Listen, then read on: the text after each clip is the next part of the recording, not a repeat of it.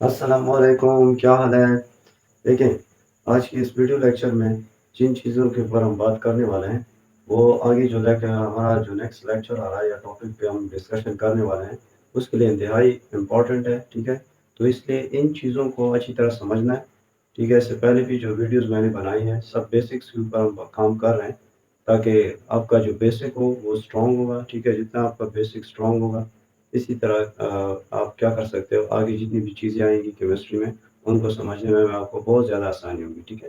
तो बात कर लेते हैं वैलेंसी और ऑक्सीडेशन स्टेट में फ़र्क क्या होता है? देखिए, ऑक्सीडेशन स्टेट को हम ऑक्सीडेशन नंबर भी कहते हैं, इसमें कन्फ्यूज़ होने की ज़रूरत नहीं है।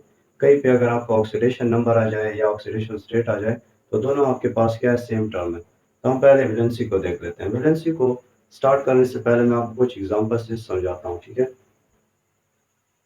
जैसे ये देखें, ये आपके पास एक मीथेन मॉलिक्यूल है। मीथेन का मॉलिक्यूलर फार्मूला होता है CH4 और ये इसका स्ट्रक्चरल फार्मूला है। तो स्ट्रक्चरल फार्मूले में आप देख सकते हो बीच में कार्बन है जिसको हम सेंट्रल एटम कहते हैं, सेंट्रल एटम, ठीक है? जो बीच में होता है और जो मल्टीपल बॉन्ड बना सकता है उसी को हम सेंट्रल एटम कहते हैं। तो यहाँ पे आप देख सकते हो कि ये जो कार्बन है ये हमारे पास बीच में है, ठीक है? और इसने मैक्सिमम नंबर ऑफ बॉन्ड्स बनाए हुए हैं, ठीक है? इसलिए हम इसको क्या कहते हैं, इसको हम सेंट्रल एटम कहते हैं, ठीक है? तो असल में जो सेंट्रल एटम होता है वो हम उसकी वैलेंसी को क्या करते हैं, चेक करते हैं कि वो कितने बॉन्ड्स बना सकता है, ज़्यादातर मल्टीपल बॉन्ड्स बना सकता है, नहीं बना। तो किसी एटम की मैक्सिमम बॉन्ड बनाने की जो सलाहियत है, एबिलिटी है, इसी को हम क्या कहते हैं, इसी को हम वैलेंसी कहते हैं, ठीक है? अब देखो यहाँ पे इस स्ट्रक्चर के अंदर कार्बन जो है उसने मैक्सिमम नंबर ऑफ बॉन्ड्स कितने बनाए हैं, 4। तो इसका मतलब है कार्बन की वैलेंसी क्या है, कार्बन की वैलेंसी भी हमारे पास 4 है, सही है? इस तरह बाकी स्ट्रक्चर्स में भी मैं आपको दिखा देता हूँ। आप ये भी कह सकते हो कि maximum number of bonds, bond किससे बने होते हैं, इलेक्ट्रॉन से। तो इसका मतलब है कि किसी एटम के वैलेंस शेल में जो जितने इलेक्ट्रॉन होते हैं उनसे भी हमें पता चलता है कि ये कितने बॉन्ड्स बना सकता है। जैसे कार्बन, कार्बन के वैलेंस शेल में 4 इलेक्ट्रॉन होते हैं, तो ये 4 इलेक्ट्रॉन क्या कर सकता है, बाकी एटम्स के साथ शेयर कर सकता है। इसलिए जब वो 4 इलेक्ट्रॉन को शेयर करेगा तो एज अ रिजल्ट ये कितने बॉन्ड बनाएगा, बाकियों के साथ 4 बॉन्ड बनाएगा। तो अब हम कह सकते हैं कि कार्बन की वैलेंसी क्या है, ये असल में इसकी 4 वैलेंसी है। वैलेंसी 4 है, यानी इसकी बॉन्ड बनाने की टोटल जो कुव्वत है, ताकत है, वो 4 है। तो इसलिए मैक्सिमम नंबर ऑफ इलेक्ट्रॉन कितने शेयर कर रहा है, 4 नंबर ऑफ इलेक्ट्रॉन को क्या कर सकता है, शेयर कर सकता है। तो इसलिए कार्बन की वैलेंसी जो होती है वो 4 होती है। अब आप इस मॉलिक्यूल को देख लो, इसको हम कहते हैं कार्बन डाइऑक्साइड, ठीक है? ये कंपाउंड भी है। तो आप देख सकते हो कि कार्बन डाइऑक्साइड में कार्बन जो है इसने कितने बॉन्ड बनाए हैं, 4 बॉन्ड, ठीक है? और कार्बन के वैलेंस शेल में 4 इलेक्ट्रॉन होते हैं, तो ये 4 इलेक्ट्रॉन्स को क्या कर सकता है, शेयर कर सकता है। इधर आपको दिखाई दे रहा होगा कि कार्बन जो है, कार्बन ने एक डबल बॉन्ड एक ऑक्सीजन के साथ और 2 बॉन्ड दूसरे ऑक्सीजन के साथ क्या किए हैं, बनाए हुए हैं। तो इसका मतलब इसके टोटल नंबर ऑफ बॉन्ड्स कितने हैं, 4। तो इसका मतलब इसकी वैलेंसी क्या होगी, 4 होगी, ठीक है? और बार-बार आपको कह रहा हूँ कि बॉन्ड किससे बनते हैं, केमिकल बॉन्ड्स इलेक्ट्रॉन्स की वजह से, कि जब इलेक्ट्रॉन लॉस हो जाए, गेन हो जाए या शेयर हो जाए, तो इस इन तीनों की वजह से हमारे पास क्या बनता है, इनकी वजह से केमिकल बॉन्ड्स बनते हैं, ठीक है? जैसे इधर देखें, ये हमारे पास सोडियम है, सोडियम आयन, और ये हमारे पास क्लोराइड आयन है, ठीक है? तो जब सोडियम आयन क्या करता है, वो एक इलेक्ट्रॉन लॉस करता है और क्लोराइड आयन उसी इलेक्ट्रॉन को क्या करता है, गेन करता है। तो एज अ रिजल्ट ये हमारे पास स्टेबल स्पीशीज बन जाती है, ठीक है? सोडियम सोडियम आयन की फॉर्म में ज़्यादा स्टेबल है, क्लोरीन क्लोराइड आयन की फॉर्म में ज़्यादा स्टेबल है। क्यों स्टेबल है, इसके पीछे दो रूल्स हैं। पहला रूल डुप्लेट रूल, दूसरा रूल है ऑक्टेट रूल। अब डुप्लेट रूल हमें क्या कहता है, देखें, जब कोई एटम जो है वो अपने वैलेंस शेल में अगर 2 इलेक्ट्रॉन पूरा कर लेता है, तो वो क्या कहलाता है, डुप्लेट रूल कहलाता है। और ये सिर्फ और सिर्फ तब पॉसिबल है जब आपके पास न्यूक्लियस के पास डायरेक्ट पहला शेल जो वो वैलेंस शेल हो। जैसे मैं आपको यहाँ पे एक एग्जांपल से समझाता हूँ कि हाइड्रोजन जो है, हाइड्रोजन, ये हाइड्रोजन का न्यूक्लियस हुआ, ये इसका पहला शेल है। तो हाइड्रोजन का ये जो पहला शेल है, ये इसका वैलेंस शेल कहलाता है, ठीक है? तो या आप ये भी कह सकते हो कि किसी एटम के अंदर जो सबसे आखिरी वाला शेल होता है, जो बाहर वाला शेल होता है, उसको भी हम क्या कहते हैं, वैलेंस शेल या आउटर मोस्ट शेल कहते हैं। तो अब आप देख सकते हो कि आम तौर पे जब हम हाइड्रोजन एटम हमारे पास होता है तो उसके वैलेंस शेल में एक इलेक्ट्रॉन होता है, ठीक है? लेकिन हाइड्रोजन इस एक वैलेंस इलेक्ट्रॉन के साथ खुश नहीं है, ठीक है? जब खुश नहीं है यानी हैप्पी नहीं है तो ये क्या होगा, ये सैड होगा। तो सैड के लिए तो हम इस तरह की क्या करते हैं, इमोजी का इस्तेमाल करते हैं, ठीक है। तो अब ये सैड है, ये कब आपके पास हैप्पी होगा, जब एक हाइड्रोजन दूसरे हाइड्रोजन के साथ एक इलेक्ट्रॉन, ये दोनों हाइड्रोजन आपस में क्या करेंगे, शेयर करेंगे।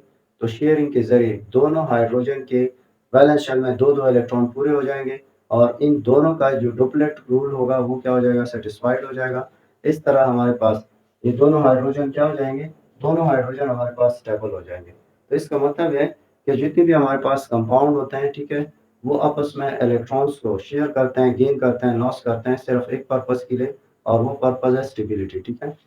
यहाँ पे मैं ऑलरेडी आपको बता चुका हूँ कि हाइड्रोजन जब एटॉमिक फॉर्म में होता है, एटम की हालत में होता है, तो हाइड्रोजन के पास वैलेंस शेल में एक इलेक्ट्रॉन है। तो इस एक इलेक्ट्रॉन की वजह से ये अनहैप्पी है, ठीक है, यानी ये स्टेबल नहीं है। ये क्या करना चाहता है, ये खुद को हैप्पी करना चाहता है। तो हैप्पी करने के लिए ये हाइड्रोजन क्या करेगा, ये असल में इलेक्ट्रॉनिक कन्फिग्रेशन जो नोबल गैसेज है हमारे पास, यानी 18 ग्रुप के जो एलिमेंट्स हैं जिनको हम नोबल गैसेज कहते हैं, उनकी तरह ये खुद को बनाना चाहता है। इसके साथ मैं आपको एक दूसरे एटम का स्ट्रक्चर भी ड्रा करता हूँ। जैसे हीलियम है, हीलियम का न्यूक्लियस, और इसके वैलेंस शेल में कितने इलेक्ट्रॉन होते हैं, 2 इलेक्ट्रॉन। तो हीलियम के न्यूक्लियस में 2 इलेक्ट्रॉन है, इसलिए ये हीलियम जो है ये हमारे पास क्या, ये हमारे पास एक हैप्पी मूड में होता है, ठीक है, और ये किसी के साथ रिएक्ट भी नहीं करते। जो नोबल नोबल गैसेस होते हैं इनको हम इनर्ट गैसेस भी कहते हैं, क्योंकि ये बाकी एटम्स के साथ रिएक्ट नहीं करते या बाकी एलिमेंट्स के साथ, क्योंकि ये बहुत ज़्यादा स्टेबल है। तो हमारे पास हीलियम का इलेक्ट्रॉनिक कॉन्फ़िगरेशन क्या है? हीलियम का हमारे पास इलेक्ट्रॉनिक कॉन्फ़िगरेशन है 1s2। तो इसका हमारे पास इलेक्ट्रॉनिक कॉन्फ़िगरेशन होता है 1s2। अब ये 1s2 के साथ, इस इलेक्ट्रॉनिक कॉन्फ़िगरेशन के साथ हीलियम क्या है, बहुत ज़्यादा स्टेबल है, क्योंकि इसके वैलेंस शेल में 2 इलेक्ट्रॉन पूरे हैं। तो जब 2 इलेक्ट्रॉन है तो इसको तो हम डुप्लेट रूल कहते हैं, ठीक है। तो इसने डुप्लेट रूल को क्या किया हुआ है, उसको ओबे किया हुआ है, जिसकी वजह से हीलियम जो है, हीलियम हमारे पास सबसे स्टेबल मॉलिक्यूल है, ठीक है। उसको हम मोनोएटॉमिक मॉलिक्यूल भी कहते हैं, बाद में मैं आपको समझाता हूँ। जबकि हाइड्रोजन को आप देख सकते हो, हाइड्रोजन के वैलेंस शेल में सिर्फ एक ही इलेक्ट्रॉन है, दो तो नहीं है ना। अब हाइड्रोजन क्या करेगा, हाइड्रोजन इसकी तरफ बनने की कोशिश करेगा, ठीक है। तो इसकी तरफ बनने के लिए ये क्या करता है, ये हाइड्रोजन अपने इलेक्ट्रॉनिक कॉन्फ़िगरेशन को सेम इस हीलियम की तरह बनाना चाहेगा। तो ये कैसे बना सकता है, जब हाइड्रोजन कहीं से दूसरे इलेक्ट्रॉन का बंदोबस्त करे, ठीक है। जब हाइड्रोजन दूसरे इलेक्ट्रॉन का बंदोबस्त कर लेगा, उसके बाद हाइड्रोजन की इलेक्ट्रॉनिक कॉन्फ़िगरेशन भी हीलियम की तरह हो जाएगी और हाइड्रोजन क्या हो जाएगा, स्टेबल हो जाएगा। यहाँ पे आप इस एग्जांपल में देखो, इस हाइड्रोजन का भी एक इलेक्ट्रॉन और इस हाइड्रोजन का एक इलेक्ट्रॉन, दोनों ने आपस में इन तो एक इलेक्ट्रॉन को शेयर किया हुआ है। इस वजह से ये जो शेयर्ड इलेक्ट्रॉन पेयर होता है, जिनके बीच में जो 2 इलेक्ट्रॉन शेयर हो गए, वो इस हाइड्रोजन के साथ भी घूमते हैं और इसके साथ भी। तो ये 2 इलेक्ट्रॉन क्या कर रहे हैं, ये दोनों हाइड्रोजन की जो डिफिशियंसी थी उसको इन 2 इलेक्ट्रॉन ने क्या किया है, ख़त्म किया है। और अब आपके पास इन दोनों हाइड्रोजन के इलेक्ट्रॉनिक कॉन्फ़िगरेशन सेम हमारे पास नोबल गैस जिसको हम हीलियम कहते हैं उसकी तरह हो चुका है, ठीक है। अब हम आते हैं वैलेंसी और ऑक्सीडेशन स्टेट के ऊपर, ठीक है। एटम की maximum number of electron loss करने की, गेन करने की या शेयर करने की ताकत को क्या कहा जाता है, वैलेंसी कहा जाता है। तो वैलेंसी क्या है, पोटेंशियल है, एक एबिलिटी है, ठीक है, जिसकी वजह से वो एटम क्या करता है, वो atom bond maximum number of bond बना सकता है, ठीक है। जैसे ये वाला एग्जांपल आप देख लो, ये हमारे पास वाटर मॉलिक्यूल है। वाटर मॉलिक्यूल में सेंट्रल एटम कौन सा है, ऑक्सीजन। क्यों, क्योंकि ऑक्सीजन इस मॉलिक्यूल के अंदर, इस कंपाउंड के अंदर मल्टीपल बॉन्ड बना रहा है, जिसकी वजह से ऑक्सीजन हमारे पास क्या है, वो हमारे पास एक सेंट्रल एटम है। याद रखें, किसी भी कंपाउंड के अंदर जो एटम ज़्यादा बॉन्ड बना सकता है तो वो क्या होगा, वो सेंट्रल एटम होगा, वो सेंटर में मौजूद रहेगा। और हम उसी सेंट्रल एटम की क्या करते हैं, वैलेंसी को देखते रहते हैं, ठीक है। जैसे हमारे पास, मैं ऑलरेडी यहाँ पे बता चुका हूँ कि मीथेन में CH4 में कार्बन सेंट्रल एटम है, ये बाकी हमारे पास क्या है, इसके सराउंडिंग में मौजूद है। तो यहाँ से आपको अंदाजा हो रहा है कि कार्बन की जो वैलेंसी है वो 4 है। इसका मतलब कार्बन जो है वो टेट्रावैलेंट होता है, उसकी वैलेंसी 4 होती है, जिसकी वजह से वो 4 बाकी हाइड्रोजन या बाकी एलिमेंट्स के साथ या आइटम्स के साथ क्या कर सकता है, अटैचमेंट कर सकता है। अच्छा चलें, अभी डिस्कस करते हैं ऑक्सीडेशन स्टेट। क्या ऑक्सीडेशन स्टेट क्या होता है, वैलेंसी को आई होप आप समझ गए होंगे। अब ऑक्सीडेशन स्टेट पे बात करते हैं। याद रखें, वैलेंसी के साथ हम चार्ज का इस्तेमाल नहीं करते हैं, प्लस माइनस का इस्तेमाल नहीं करते, ठीक है। हम सिर्फ यहाँ पे एक नंबर लगाते हैं कि जैसे फॉर एग्ज़ाम्पल अभी बताया है आपको कि कार्बन की वैलेंसी क्या है 4, हमने +4 या -4 नहीं लिखना है, ठीक है? आपने सिर्फ़ एक नंबर क्या करना है ज़ाहिर करना है जिससे अंदाज़ा हो जाएगा कि इसकी वैलेंसी क्या है 4 है, ठीक है? अब ऑक्सीडेशन स्टेट या ऑक्सीडेशन नंबर क्या है? तो इसको समझने के लिए देखें, यहाँ पे यहाँ पे आप देख सकते हैं हमारे पास पोटेशियम परमैंगनेट एक एग्ज़ाम्पल है। इसमें हमारे पास इनके ऊपर यानी इसी कंपाउंड के अंदर ये डिफरेंट एलिमेंट है पोटेशियम, मैंगनीज़ और ऑक्सीजन। तो इस कंपाउंड के अंदर मुख्तलिफ एलिमेंट्स के ऊपर जो-जो चार्जेज़ मौजूद होते हैं, उन्हीं चार्जेज़ को असल में ऑक्सीडेशन नंबर या ऑक्सीडेशन स्टेट कहा जाता है। ठीक है? जैसे यहाँ पे आप देख सकते हो कि पोटेशियम, मैंगनीज़ और ऑक्सीजन इस कंपाउंड के अंदर इनके ऊपर जो ऑक्सीडेशन नंबर है वो है +1, +7 और -2।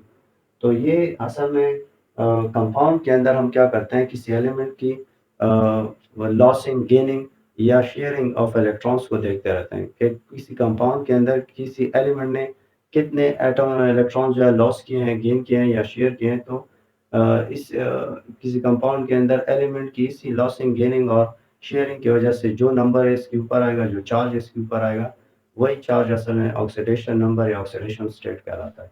ठीक है? यहाँ पे आप देख सकते हो कि किसी खास कंपाउंड के अंदर जितने नंबर ऑफ इलेक्ट्रॉन कोई एलिमेंट या एटम शेयर करता है, लॉस करता है या गेन करता है, इसी को हम क्या कहते हैं ऑक्सीडेशन स्टेट या ऑक्सीडेशन नंबर कहते हैं। क्लियर है? या आप ये भी कह सकते हैं कि किसी एटम के ऊपर जो ज़ाहिरी चार्ज होता है, उसी को भी हम ऑक्सीडेशन स्टेट या ऑक्सीडेशन नंबर कहते हैं। जैसे इस कंपाउंड के अंदर पोटेशियम एक एटम है, तो इसके ऊपर जो अपीयरेंट चार्ज है +1, ये इसका क्या है ऑक्सीडेशन स्टेट या ऑक्सीडेशन नंबर है। ठीक है?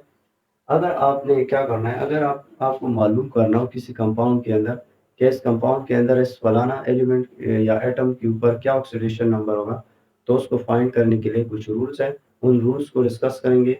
फिर हम बारी-बारी एक-एक कंपाउंड के ऊपर प्रैक्टिस करेंगे। इंशाल्लाह आपको समझ आ जाएगी और आप किसी भी कंपाउंड के अंदर किसी भी एलिमेंट का जो ऑक्सीडेशन नंबर या ऑक्सीडेशन स्टेट है, उसको क्या कर सकते हो, निकाल सकते हो। ठीक है?